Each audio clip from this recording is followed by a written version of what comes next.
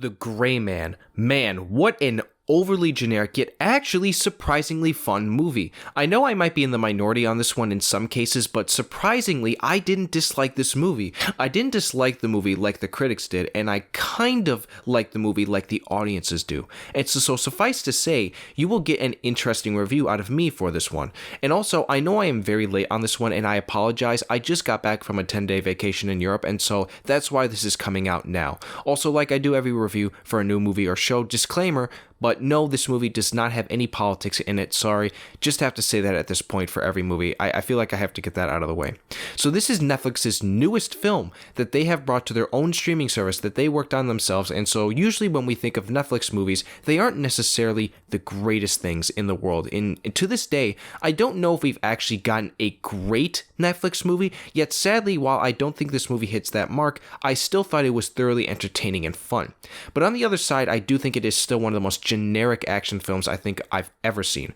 But kind of getting into what I think this movie is so strong on is the actors to start. I think everybody here is good. Ryan Gosling as our Gray Man is good, and Ryan Gosling is usually good in just about everything he's in. I think he gets a bit of suave to him in his character, and it's great. He doesn't show a lot of emotion in the movie, but you can tell he's very stern on what his goals are. Billy Bob Thornton plays his mentor, and he's good here as well in the movie.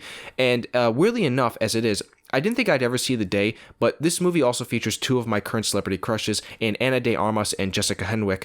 Ana de Armas plays a bit of a sidekick to, or I shouldn't even say a sidekick, but a partner to Ryan Gosling's Gray Man, and she's really good, especially in her action scenes. Jessica Henwick plays more of a, I guess you could say a head in the operation that is set out to stop Ryan Gosling's character, so she was pretty decent here in the movie. She has some wonky dialogue at times, but she acts it out very well. And so another guy in this movie who basically plays one of the villains is, and I'm not going to try to pronounce his name in real life because I feel like I'll butcher it, but he's in the Bridgerton show, and I know for a fact from some people that I've heard that he is a decent actor, and overall I thought he was just fine in the movie. I didn't think he was overwhelming me like amazing. I thought his character had some of the weaker dialogue out of all the characters, and we'll get into that in a second.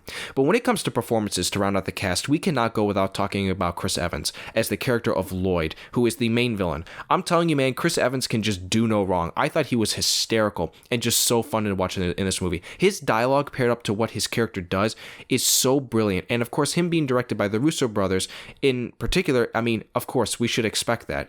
And so I wish that we would see more characters like him in movies and shows. I feel like his type of character is just, it's really entertaining to watch. And I think that's one of the things that this movie really nails really well.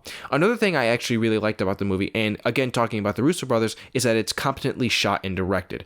And it goes to show that they know how to shoot action. And it's you can tell what's going on screen, and I admit at times that it did feel like the action was getting a little ridiculous, but in terms of visuals and in scenes with a lot of color, this film also really does well with a lot of that, so I have to give credit where credit is due. As far as a score and music perspective goes, I don't necessarily think that this movie does something new, and it feels like your general, generic action movie music, and that's kind of a good segue to get into my criticisms. First off, as far as the story goes, I believe, as I know of, that this movie is based off a book, and I'm not familiar with the book in any way, but with that being said, it doesn't necessarily matter because, as you can tell by the thumbnail and title of the video, I thought this story and plot was just super generic. I mean, it is so generic to the point where I feel like the action in it just feel like most of the action of the dialogue from people like Chris Evans, if it didn't hold up, I would actually think that this movie was not good. I honestly truly believe where this story is at, its greatest amount of strength is when Chris Evans and Ryan Gosling are on screen together, talking to each other or fighting. And when the film starts to divert certain plot points regarding our villains or a subplot regarding Billy Bob Thornton, I just felt like it just kind of diverted itself a little too much. I just wish that they would have kind of focused on the main plot point of knowing that Ryan Gosling's character, he goes rogue and he has to get hunted down. I didn't really need anything else. And again, that is where the generic style of it all comes from. I also know, as I mentioned earlier, that the dialogue is really good from guys like Ryan Gosling and Chris Evans and Ana de Armas, and I felt as though when it came to other characters in the film, it was just either not the best dialogue or it just felt very unnecessary.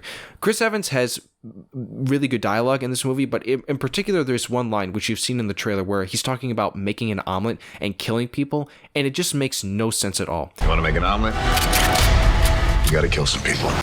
That's just one example of the many lines of which make no sense.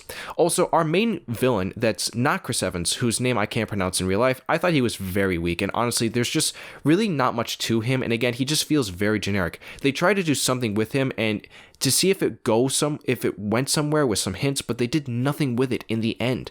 There's also a character that is in relation to Billy Bob Thornton, who, I'm not gonna lie, while I thought the scenes with her that worked, I just didn't necessarily feel like I cared as much for her characters as I thought it needed to be in the movie. I understand that it gives some more character background to Ryan Gosling's character, but in the end, again, I felt like that they had to stick with the main point of the story, which was, again, him being hunted down, and I felt like it would have done a lot better.